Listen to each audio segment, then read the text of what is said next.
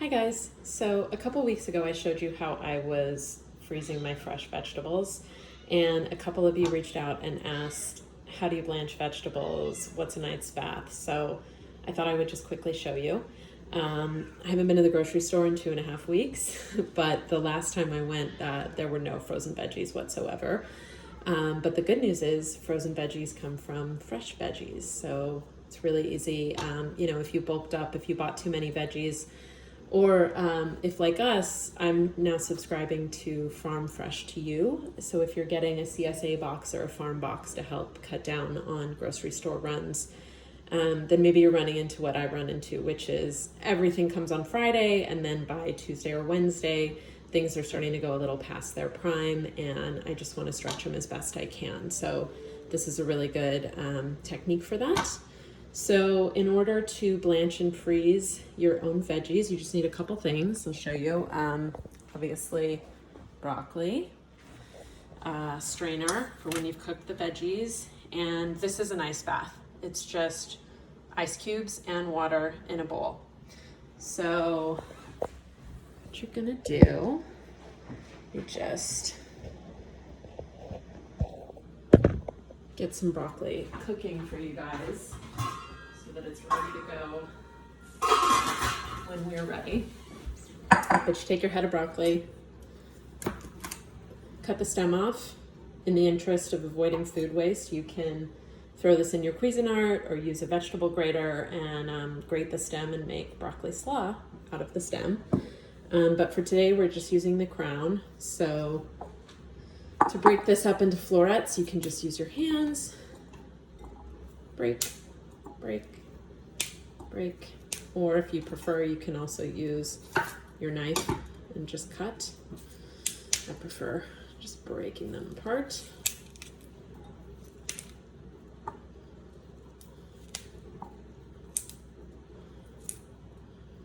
All right, here we go. So you take this, throw it in the pot of water you already have boiling on the stove, and you let it go for about a minute or two. It depends on what you're cooking.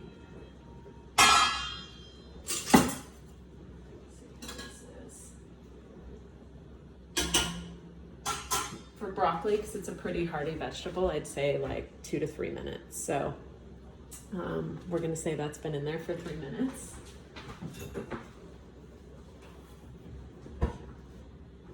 Just gonna take it off the stove, dump the whole thing in your strainer.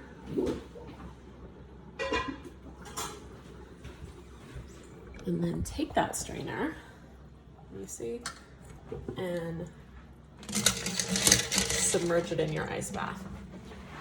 So what this is doing is stopping the cooking.